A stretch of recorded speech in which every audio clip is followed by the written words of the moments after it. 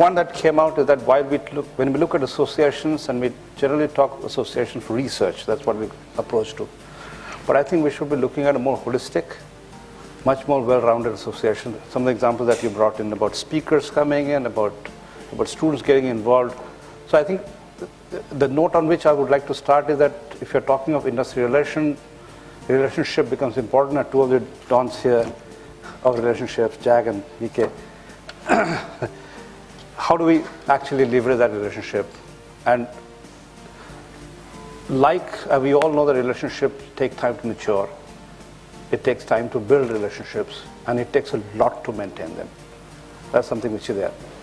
What I'm going to share with you is the experience that I've had over the last 12, 13 years with the center of retail that we have, and Vivek was the one who we partnered, started at that time. And we literally have built it, what you call as case by case, paper by paper, brick by brick, as you call, although we don't have a building of the center, and we decided not to have the building of the center actually. In fact, we decided not to have any administrative setup at all to run the center. Because otherwise, what we found is that when you create this kind of a center, ownership starts coming in, who owns what, spaces get created, and then you have issues which sometimes go out of hand. So we said we'll keep it completely non-physical. Whosoever wants to work in this area, so 9 of our faculty actually work in this area, in the retail sector. And one of the biggest advantages that we have is that this is not just marketing. Although majority of us are marketing, and we call it a market focus, but among us, we cover end-to-end of retail business. So we have somebody who is also a supply chain or buying expert, to somebody who is a POS data expert, to somebody who is a branding expert, who is a pricing expert. He used to do a lot of POS-based work in that. And there are people in strategy and loyalty programs, format choices, shopping, all those. So you bring in a lot of, which means therefore when we talk to any company saying that what is it that we bring to table, we are not talking research, we are taking value chain. That here we are, that we can actually work with you on the entire value chain with you, whichever part that you like to wish to work on. That's something so that's a resource that I think all of us have. It's something that nothing new, all of us have it. How do we present it as just a project to whether do we have something which actually matches the requirement of the customer? And one of the things that I've learned over years is that we talk about the value chain. If we have the capability to touch different parts of the value chain, opportunity to collaborate increases, and the chances of actually talking to people increases. and this experience that Vivek and we all started, in 10 years we would have done work for about 35 million rupees so far. Different projects, and which has emanated into consulting assignments, research assignments, training programs. All that has come because of the association that we have had. Publications also have come. And most of it is where we have been able to talk to companies that they have allowed us to publish the work out of this. That's something which is there. However, with some caveat. So that's something which is there. Of course, there have also been cases where we have refused association because we are not allowed to do that. That's something which is what we did. So the point that comes is not about accepting or rejecting. Point is that what is the objective of this particular association is what one starts with. And saying that whatever we do has to be good for the world. It's not for the company as such. It's not for the institute or for the center. Are we looking at something which is a much larger picture which we present to the client? And in most cases, I have not come across anybody who says, no, we will not look at it. Except in cases where they would like to make the research proprietary, where they would like to see that since we are funding it, we will like to proprietary. And we have refused that. That's something that we have done that. Leading companies have come to us with these conditions, and we have refused that work. That's something which is there. To that extent, it might have limited the kind of work that we have done, but that's something which is what they are.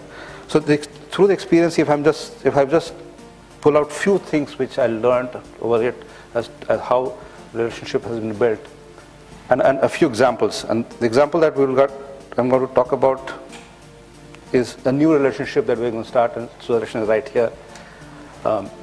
We have just inked an agreement to work in the area of health access. And what we realized that we started as a marketing program. In fact, just to take you back to this, we started saying that how do we increase access, which is distribution, which is packaging, is it pricing, what is it then? Then we suddenly realized that if we went around that, we are not talking of one dimension. We're actually talking of a complete business model that might be required. And this, we sent our proposal thinking what we wanted to do. Then he came back saying that, look, this is what we want to do. So it has taken some time to distill as to what both of us want to do, right?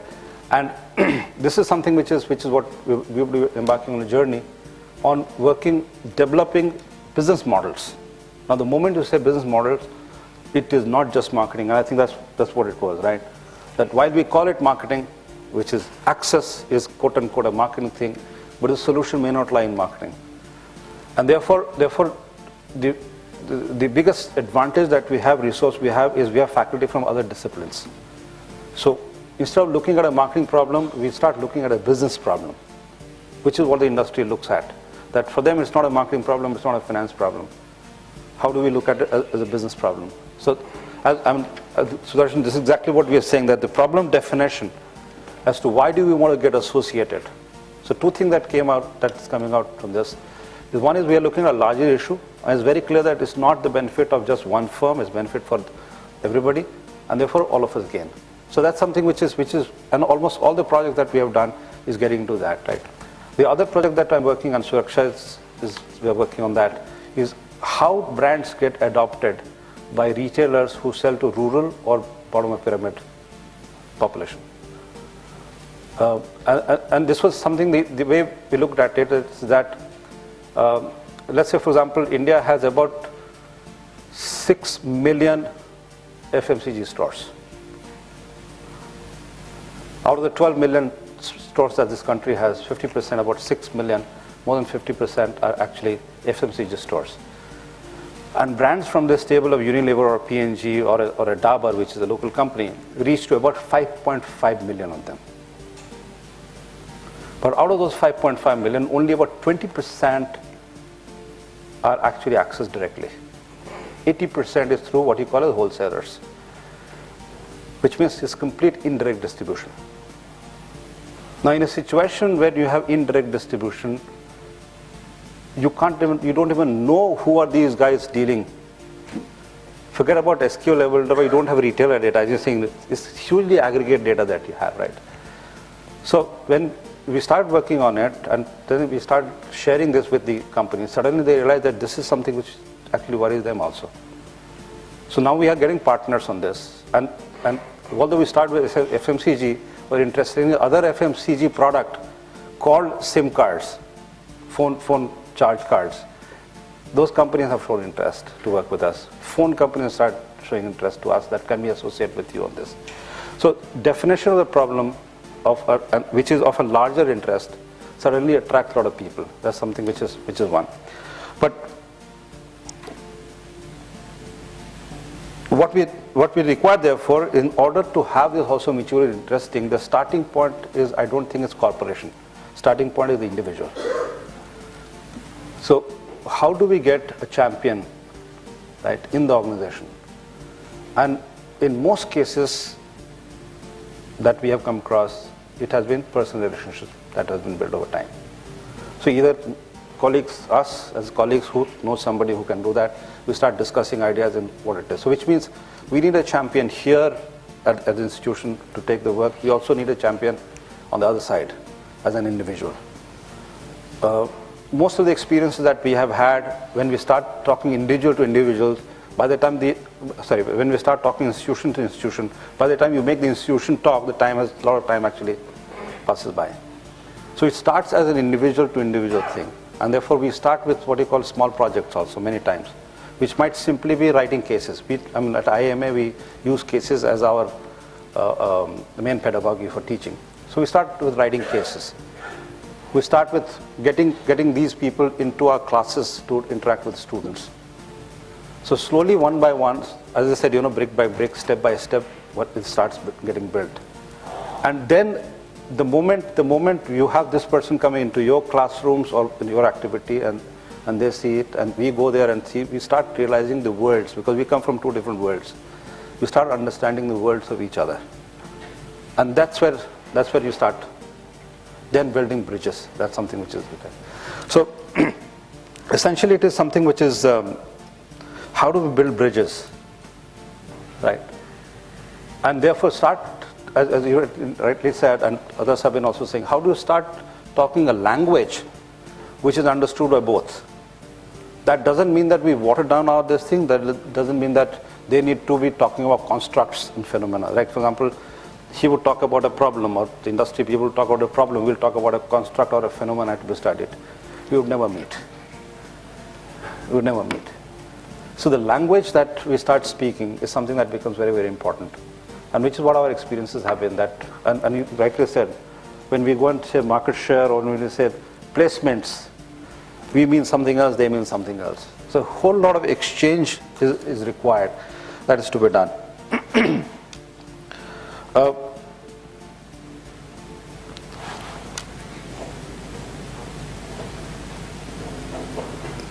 Some of the people who have actually been, and therefore when I go back to this thing of champions, and which is where I think alumni of the institution is a huge asset.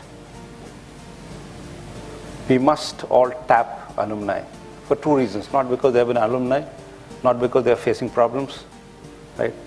But they are, most of them would be, by the time, would be actually in a position to really concretize the problem for us many times. And therefore it's not money that we are talking of, it's actually saying that how do we actually work together and see something happen. And we have been very, very fortunate from that perspective. A large support has been coming from alumni, not just in terms of actually research support, but also in terms of teaching. Many of them actually come and teach in our programs, full courses, not just lectures, full courses. And that's where the association starts, and then you start having this. So alumni becomes one of the biggest assets for us. And these alumni not only come from the MBA programs, but also from the executive education programs. So how do we farm our own front yard in terms of really building association has been one of the key successes of whatever we are seeing. At least I've seen saying that how do we, our own resources of alumni, some people that we know of, one faculty knowing the other, it's a hugely, and this again I'm talking of completely experiences that I've had in the Asian context. It has been completely person to person. Maybe culturally that's what it is. But it is one-to-one is what essentially has been working. And we have been working in, here we are working in the Middle East, we are also working in some of the Far East countries. Japan is something that we have been talking to. And it's completely one-to-one. It's not institution to institution to start with. Therefore, I need champions, and alumni become one of the best champions from that perspective. Now, when we look at alumni, like him who has spent 20 years in the industry, you are at a position where you can take decisions. But when we look parallelly, when we look at executive education, we already have people who are already there at some position, and they would be interested. So, for example, just to take an example, we had a program 15, 20 years ago by a company which manages the field staff of the FMCG companies. Now, this company has a field staff of 14,000 foot soldiers, right? And using technology, they monitor the performance of these 14,000 people every 10 minutes. So they have sales data, attendance data, stock data, display data, competition data coming in every 15 minutes. Now, this is the kind of data that is available to us. And this is a South African company which is operating in this country. Now we are talking to them as to how do we associate with each other. And it's not that we work together, we did a small program from them, we did a workshop for them. From that, this idea is emanating because they saw the strength that we have, we saw the strength that they have. And their issue is exactly this that we're talking about. How do we use data? How do we mask data? We need to enter into an NDA, which is fine. We will enter into an NDA. That's not an issue. But how do we? So there's a resource out there which people have. Here we are. We want that resource. It's a question of how do we mine that. And in my opinion, the minors make the difference, not the tool, not just who has it. And as a faculty, therefore, it becomes very, very important for us also to, therefore, build relationship with people. I mean, wherever I have just gone and said, this is the project I'm doing, would you be interested? Everybody said, yes, we would be interested, but there has not been any response. But when you know there is somebody that you know or somebody who has shown interest, and interestingly, none of these projects have come by attending conferences. All these projects have come because you have worked with them, or they have worked with them, or they know you. That's something which is there. And therefore, institution becomes, or the association with the institution becomes a huge asset that we all of us carry. So how do we leverage our own these things to build relationships? And one of the things that also happens that when you're either setting up a center or even taking initiative, how do you ensure that it doesn't die down as soon as you start or something which is there? Because everybody knows that money will be required for doing that. Everybody knows that academia requires money. But should I be asking money first? That's something which we know the whole relationship literature says that financial asking is the lowest level relationship that you will, which is transactional. And therefore, our experiences have been that we start at the top, saying that how do we associate together to bring something new to the world. And that excites, I think, everybody. I've not met any person in the corporate world who has said, let's not do new things. We just finished a study of, last year we finished a study of observing 6,000 shoppers in hypermarkets and 3,000 exit interviews, plus they were all video recorded. So we have about 400 hours of video recording. Now, when we all got this, I was ecstatic because that's the kind of data that you're looking for. But we had partnered with Ogilvy and Mather as advertising agency and TNS as a research agency. They were not excited. They said, what do I do with this data? So only when we developed an analytical tool which actually married the observation data, exit interview, and the videos together and did a dashboard. It's an Excel-based analytical tool which tells you how many people who picked bought, how many people who touched bought, which simply clearly showed that result orientation and concept orientation. How do you marry this? And that's something that is what you also said, that everybody is saying that. How do we make it happen? However, how do we look at a long-term relationship is what my take would be. Thank you.